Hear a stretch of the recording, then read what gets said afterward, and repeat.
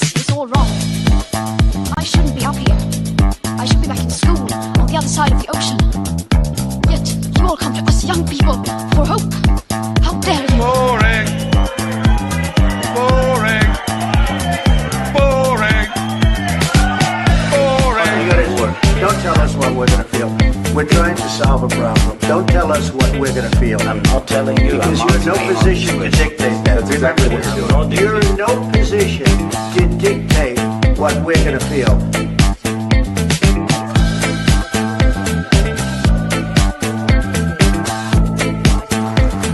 I call again for immediate ceasefire in Gaza, the return of the sausages, the hostages. Welcome to another edition of Lembit Opic Live with me, Lembit Opic, here on Unprecedented TV. First of all, a very big and humble thank you. The numbers keep going up, and that's because you've been sharing our content. Please do retweet, share, do whatever you want to do. Complain if you like. I'm always happy to get your feedback one way or the other. A big thank you to those who had quite a lot to say about my criticisms of the environmental gibberish that we're going to keep getting from the Labour Party at the moment. Do keep your comments coming. Also, as I always say, our stable of programs is expanding.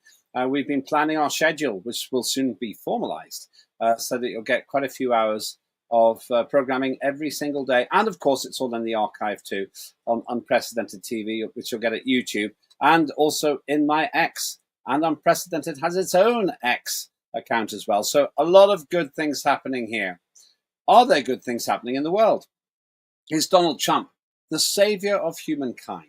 Or is he a wrecker, magician or madman? Well, I have to say that I've been pretty impressed with the fact that he has made America great again. Everyone's talking about Trump, whether you like him or not. He's clearly center stage in the world of politics, together with Xi Jinping in China, who's a quiet sort of fellow on the world stage, but incredibly influential, of Vladimir Putin, who's unquestionably the master of his destiny and of his country at this time. Not so much the likes of Macron in France and Starmer in the United Kingdom, who just don't seem that big when Donald Trump. Indeed, Donald Trump had some rather fierce words to say about Macron. Fierce in the sense that they were totally demeaning. We'll maybe have a look at that clip later on in the show. And Keir Starmer just looked like a small schoolboy when standing on the steps in Scotland when he was meant to have special access to the head of the free world. That's Donald Trump. We'll maybe have a look at that too if we have time. My view is this. Donald Trump has definitely put America center stage again after the bumbling inadequacies of sleepy Joe Biden. Whatever happened to him? You don't hear anything about him anymore, really. And more than that, Donald Trump seems to call the shots. He keeps people guessing and sometimes waiting. He's even told Netanyahu in Israel to turn his planes back and give a friendly wing wave to the Iranians. Not many other people would be willing to do that. I suspect nobody else has. But then once again, his own people have described Netanyahu as a madman. Well, who is mad here? Who's smart? Is this the best of politics and business coming together with Donald Trump in his position as President of the United States of America for the second time? I think he's doing a good job. I wonder what you think. You tell me. Join me on X at Lembit Opic, and you can have your comments there. Or perhaps once we get the phone line sorted out, you can phone in as well. But somebody who doesn't need to phone in, but definitely needs to join us, is John Fine in the United States of America. John, good to see you again, political commentator. How are you doing? I'm doing great, Lambert. How are you doing today? All the better for seeing you. It's always great to have you on with your Republican tendencies. Let's be honest about that. You voted for Donald Trump, didn't you? Let's get that on the table. Absolutely. I couldn't help myself. I do tend to sway towards the conservative side of the house more than I do the liberal. But that's not on everything, not with every president. I have in the past gone liberal side, but because I always vote for the man, not for the party. Are you happy with the man that you voted for this time? Absolutely. Yeah, he's been doing an outstanding job The economy here in the United States continues to grow even wider and even better. And he's Donald Trump's been getting on to people in the financial world, like the let's see, I can't remember, but he's been on them about regulations that hurt the economy. He's been on them about the banking interest rates. He's not been happy with the interest rates there, so he's been on them about that, and he's doing his job as president, I'd say. Well, let's take a look at his recent visit to the United Kingdom. I have to say that Donald Trump seems like a political giant compared to our Prime Minister Keir Starmer. It was actually, frankly, totally embarrassing. There was an impromptu press conference on some steps. You can see because the camera's shaking at the beginning. They've obviously just managed to stop Donald Trump, and he does love to do an interview, doesn't he? He does love to be center stage, but he was next to the intellectually diminutive Keir Starmer when this happened. I'll just let you watch a little bit of this, probably a couple of minutes of it, because this absolutely summarizes my view that Donald Trump is fit for the world stage and Keir Starmer is not fit for any stage. See what you think of this. Well, free speech is very important. I don't know if you're referring to any place in particular. Perhaps they are, but we've had free speech for a very, very long time here, so we're very proud about that. Well, what's your advice on the small boats crisis, Mr. President? How would you deal with it? What's your advice on dealing with the small boats crisis in this country? The small boats crisis. It's about the boats coming over the channel, so we're taking a lot of action to stop people coming over the channel who shouldn't be here. Stopping them coming in the first place. Well, immigration is a big factor, and I think, frankly, if they're coming from other countries and you don't know who they are, and are they coming from prisons? We have them where they came in from prisons. We're moving them all out. We had a border last June, just recent, last month. We had 0 people come into the country, 0, other than coming through legal means. If you're stopping immigration and stopping the wrong people, I give my hats are off to you. You're doing not a good thing. You're doing a fantastic thing. So I know nothing about the boats, but if the boats are loaded up with bad people, and they usually are, because other countries don't send their best. They send people that they don't want, and they're not stupid people, and they send the people that they don't want. And I've heard that you've taken a much stronger stance on immigration. Yeah, we've done a lot of work stopping them coming. We just signed an agreement to return them, and we've returned 35,000, in fact, under the first year of this Labour government, of people who shouldn't be in this country. So we're very pleased that we're getting on with returning people who've got no right to be here. That's great. As somebody that loves this, I love this country. My mother was born in, as you know, my mother was born in Scotland, and it's an incredible place, a beautiful place. And if that be the case, I congratulate you. That's exactly because. But here's the problem, John. It's not the case. Keir Starmer just lied. He just lied. Yeah, because in recent days, it's been announced that a higher number of illegal immigrants have come across the English Channel in small boats up till now than at any year in history. Any year in history. And Keir Starmer's saying, oh, well, we sent them back. No, Starmer, you completely broke your promise because you said you'd fix it in the general election. You were clear about that.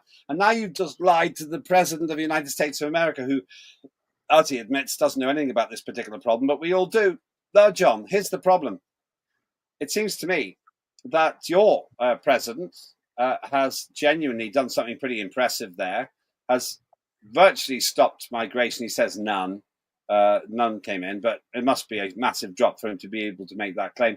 While Keir Starmer's presiding over the largest jump in illegal immigrants throwing their passports in the sea and arriving on our beaches in political history. How do you square the fact that our Prime Minister is willing to lie to your president?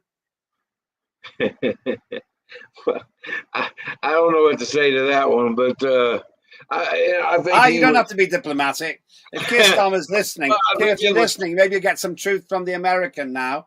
I think he was caught up in the moment, and he wanted to sound. No. He lied. He lied. He must have known these figures were going to come out to show that after promising to smash the gang that to bring these people across the channel, instead of doing that, he's overseen the highest number of arrivals of illegal migrants. By definition, they're illegal immigrants because they're coming across without authorization in British history.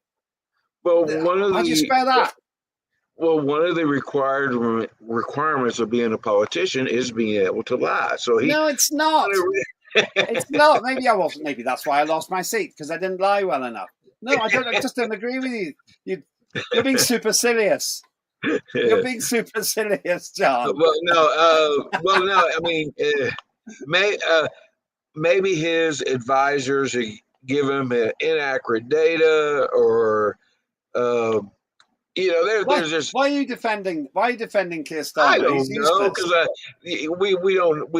we always don't know what we don't know, and a lot of times that explains the unexplainable. And in this case, it might have been just sheer idiocy, as it could be in the reason, and maybe he didn't do his fact checking like he should before he said what he said.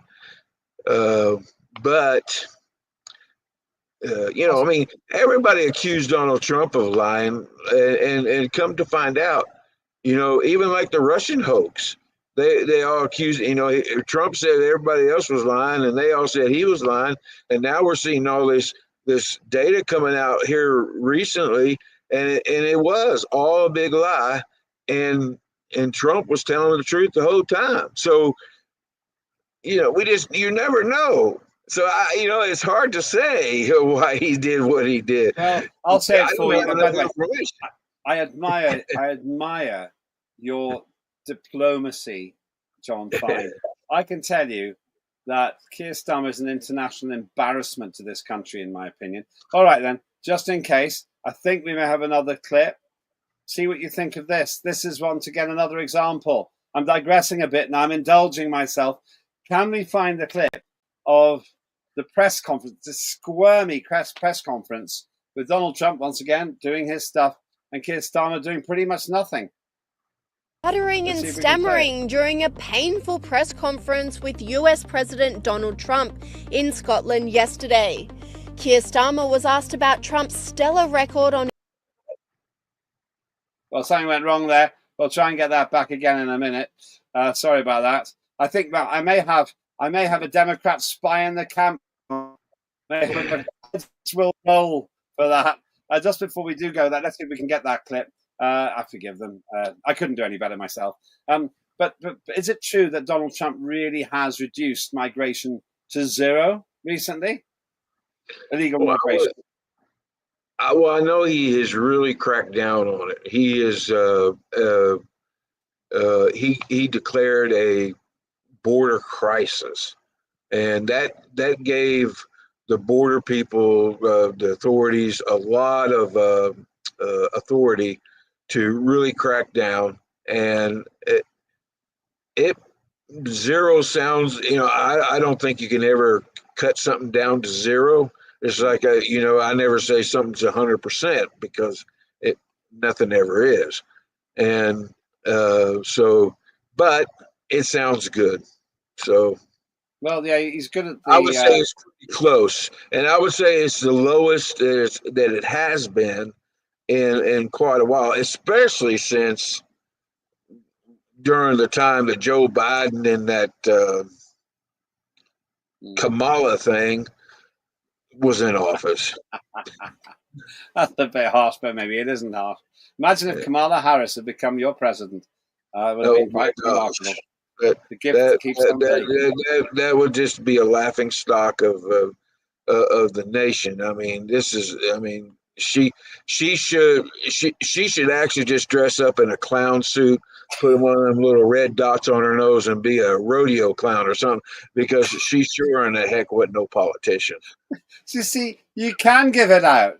You were diplomatic about Keir Starmer, but I'm you're willing to sorry, lash but out at Kamala well, Harris.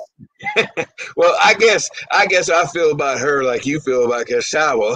So, Well, I think we've got the video lined up now. This better work. Right, this is a squirmy interview. Let's take it up where we left off there. The UK could replicate this, which resulted in a word salad response. What are you doing, guys? I want to see that. Easy dealing with illegal migration. You must be envious of his record in such a short period of time. Well, I think we've been discussing irregular, illegal migration is a huge issue in both our countries. In the United Kingdom, it is a real cause for concern, and that's why we must bear down on it. And then Trump turned on Starmer's good friend, the Mayor of London, leading to this awkward exchange. Will you visit London during the state visit? I will. I'm not a fan of your mayor. Why not? I think he's done a terrible job, the mayor of London. But the nasty person, I think he's done. I think He's a friend of mine, right? no, I think he's done a terrible job. But I would certainly visit London. Yeah. Online commentators blasted the PM's response, saying, "As a Londoner, I'll say it loud and clear. Donald Trump speaks for me on Sadiq Khan. Khan's a nasty operator who runs this city into the ground and couldn't care less about the people in it. He's in it for himself." And Keir Starmer's limp defence of his friend is laughable. And in a humiliating move for Keir Starmer, Trump welcomed the PM to his private residence in Scotland, where Starmer awkwardly confirmed that free speech exists in the UK. Free speech today. Well, free speech is very important. I don't know if you're referring to any place in particular. Perhaps they are, but We've had free speech for a very, very long time here, so we're very proud about that.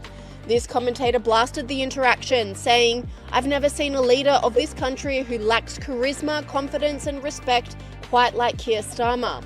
When Bev Turner asked about freedom of speech, he responded nervously, "We have had freedom of speech for a very, very long time here. We haven't." This commentator also highlighted the humiliation for Starmer, that even in his own country, Trump retained the upper hand. And this is the thing. Time and time again, we see Donald Trump looking like the big guy and Keir Starmer looking like a little child, a stuttering little child with no leadership at all. I have to admit, on that clip, he really looked like he was scared, and he was like, "Oh God, what do I say?" Because his eyes were like wide, and he was sitting there thinking, "Oh God, I got to say the right thing." He looked really nervous. Yeah, we've had free speech for a very long time. Yeah. One of the things that's going crazy in this country is the community of free speechers who feel that this government is trying to take our free speech away. That's a direct concern. And he's telling us we've got free speech. No, not many people believe that, John. No, but we had a big problem with that during the Biden administration. And that's why Elon Musk created or took over X, or back then it was called Twitter, and changed it to X. And he started, just with that one move, he started a whole social media free speech movement. And now there's all kinds of platforms where people get to say what they want to say, because it was determined that the government and leadership in the government and certain industry and businesses that control what you see in the internet, the algorithms or whatever you call it, were controlling what we see and what we hear and what people see and hear. So I would say that the people are not being paranoid there in great UK. That could be going on, especially if you got a leader that's afraid that he's going to lose his spot. That's when leaders tend to try to control the media and try to control certain things to make themselves look better and keep that power.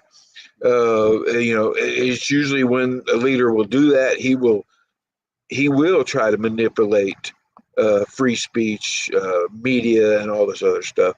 That's actually happened many times in history. I still don't like it. So we've got a lot more we could say about Keir Starmer and Donald Trump, but let's talk about Donald Trump's relationship with Emmanuel Macron.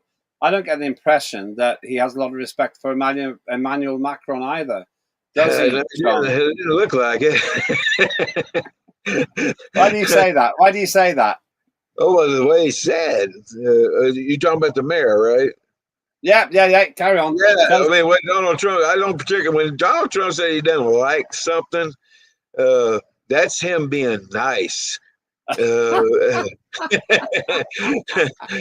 So if you can explode that 100 times of how bad that could really sound, and that's what Donald Trump's really thinking. So evidently that guy has done something that Donald Trump's done, put him in the shady character side. Well, that's the London Mayor Sadiq Khan, who I think is wrecking London. I do think he's wrecking London. I think he's been an appalling mayor, to be honest with you. Very disappointing. I did try to work with him at the beginning. I promised to have a meeting, a follow-up meeting on something, and he never did. But across the channel, we've got Emmanuel Macron, the French president, who announced proudly quite recently that he was going to recognize, or France was going to recognize, Palestine as a state. Now, leaving aside that debate, it's not one we've got time to get into today. What I'm interested in is Donald Trump's response. And hopefully we'll get the video right this time.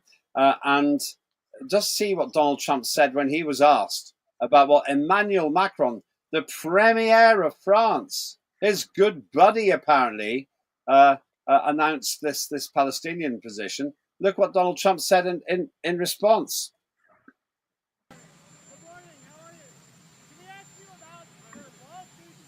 Look, he's a different kind of a guy. He's okay. He's a team player, pretty much.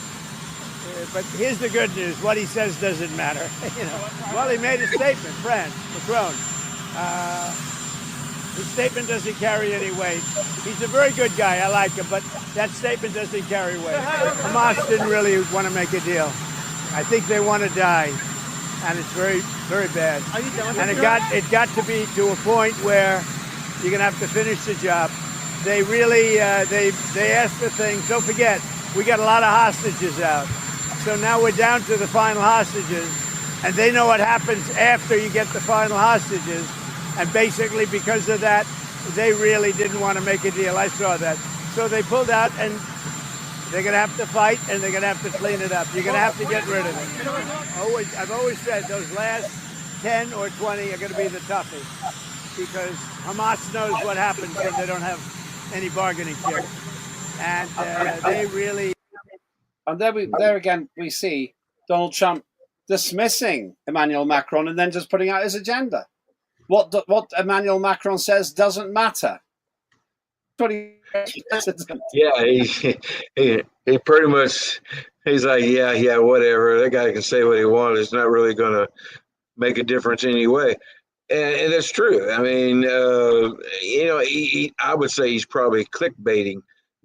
He's just trying to get some clickbait to get him a little bit of recognition. Why would he need to do that? He's the president of the United States. He's not a 50-year-old kid who's trying to get known in this local community, is he? I'm talking about the French president, not Donald Trump. I see. Sorry, I thought you meant Trump. Yeah, well, no. I don't. I'm not sure. I think you overestimate Emmanuel Macron. I really do.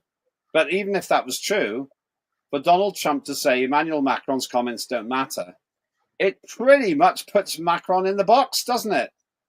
Oh, absolutely. I mean, politically, yeah, it puts him in a really small box. Oh,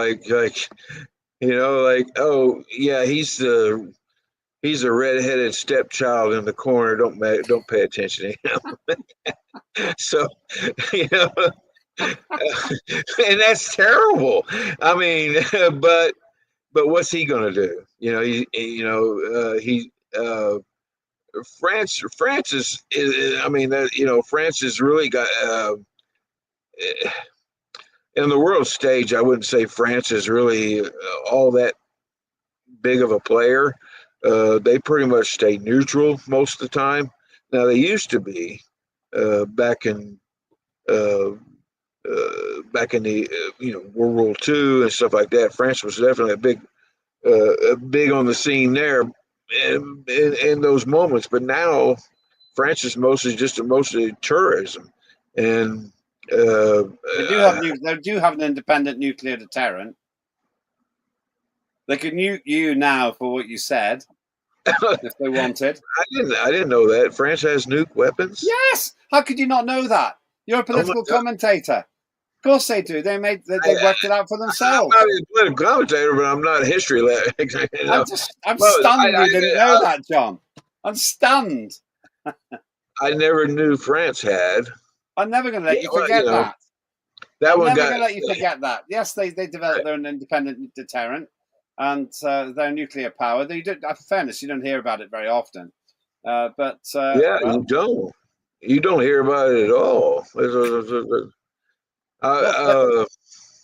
I caught you. I've got one on you there. Let's talk about Trump then in a different context. Netanyahu, probably the only other example we have time for today. But he's been a friend of Netanyahu, critic of Netanyahu. Apparently, one of Donald Trump's people described Netanyahu as a madman. Take a look at this. Inside Syria last week, one which targeted a government building that the Trump administration is, of course, trying to build up. Axios is reporting on recent conversations inside the White House regarding Israeli Prime Minister Benjamin Netanyahu and his government. Long story short, Donald Trump is getting fed up. One White House official described Netanyahu as, quote, a madman to Axios, claiming he bombs everything all the time and that it could undermine the Trump White House's efforts in the region. Another official pointed to the shelling of a Catholic church in Gaza last week, saying the feeling is that every day there's something new. 6 officials also told Axios that last week's attack in Syria, which ended with a U.S. brokered ceasefire, left the White House significantly more alarmed about Netanyahu and his regional policies. No, that's interesting, isn't it? They broke a deal. No. And you're going to have to do what you have to do right now. It's a terrible thing. And I always... The problem here is, okay, first you got to break this down. First, it was MSNBC, so you can't really trust anything that they say. But the second thing is, whenever they say a U.S. official, okay, it could have been the janitor for all you know, and they will use that in their story as a U.S. official, unless they mention the name of the U.S. official. Then you can bet your bottom dollar that whatever U.S. official that they talked to was some Joe Blow janitor or something like that didn't have any association with Trump whatsoever, and he's just blowing smoke. Well, and you see, you sometimes sound like you're in the pay of the White House. Oh, don't listen to that. It's awkward. Don't worry about it. I'm being truthful because that's the way the news is done here in the United States. You cannot trust mainstream news here in the United States. Period. Well, like that UK and US have in common in that case. One of the reasons that we've set up Unprecedented is to actually give people some truth. So let's hope that we can appeal to Americans as well as Brits here at the station. Just in terms of the relationship between Donald Trump and Benjamin Netanyahu, it's very different to what we saw with Joe Biden. And it does seem to me that Netanyahu is told to listen to Donald Trump. Is that an accurate assessment? Does Donald Trump push Netanyahu around? Yeah, but Donald Trump's not going to push Netanyahu around. Israel is a big dog too. At least they think they are. And Donald Trump, the only way that Donald Trump will have any success with Netanyahu is that he treats him with the same dignity and respect that he treats himself. And because Netanyahu, I guarantee you, feels just as big on that totem pole as Donald Trump feels on his totem pole. The fact is that Trump told Netanyahu to stop bombing Iran, and Netanyahu did.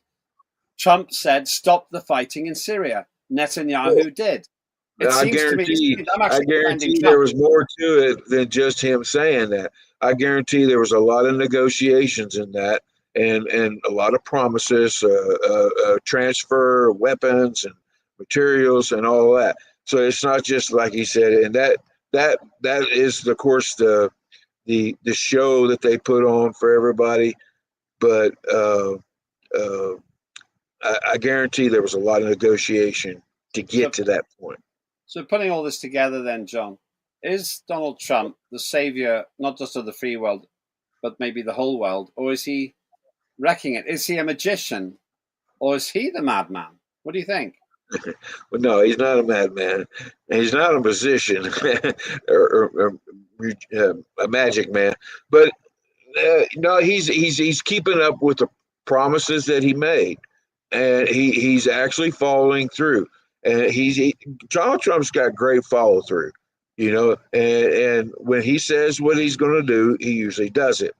Now, there are many ways to make it look like he ain't doing it, but I've been trying to keep up on the press briefings, and he has been keeping up. And are we exactly where we need to be right now? No. Will we get there? Absolutely. I honestly believe that. And I see it. Not only am I okay, for instance, I'm doing all this work on my house that I couldn't do when Joe Biden was in office. I have money. I can do repairs on my home. My stocks, I'm talking, this is an individual. My stocks have gone up and I'm making money. The gas prices are going down, and these are the things that affect me, and they are getting better. My life is being improved. So as far as I'm concerned, he is doing one outstanding job. Well, John, that's a good place for us to finish. You left us in no doubt there. Diplomatic about Keir Starmer, not so much about Kamala Harris. Still a fan of Donald Trump. Big X on Kamala Harris. Well, thanks so much for spending time with us. That's John Fine, political commentator in the United States of America. You have your say. Go to my X, chat with me. Always love to hear what you have to say about it. Also, if you have program ideas, do let us know. We're still expanding and improving and wanting to hear your views too. Big thanks to the team here at Unprecedented. Big thanks to you more than anything else for watching. Remember, we've got other shows coming on. We've always got the Claire Dyer Show, Dire Consequences. Tim Scott is joining us soon as well with Tim Scott Uncancelled. Basil Valentine will be on stream pretty much every day, pretty shortly as well. And Nick Dark will be joining us with The Dark Side, where there's dark, there's light, and so much more besides as well. So thanks again. Let us know your views. If you like it, share it. I'd be delighted to see you reposting this if you feel minded to. I'm Lembit Opic. This is Unprecedented Free Speech, and that was Lembit Opic Live. I'll see you soon. This is all wrong. I shouldn't be up here. I should be back in school on the other side of the ocean. Yet you all come to us young people for hope. How dare you? Boring. Boring. Boring. Boring. You gotta work. Don't tell us what we're gonna feel. We're trying to solve a problem. Don't tell us what we're gonna feel. I'm not telling you. Because you're in no position to dictate that. That's exactly what you're doing. You're in no position to dictate what we're gonna feel.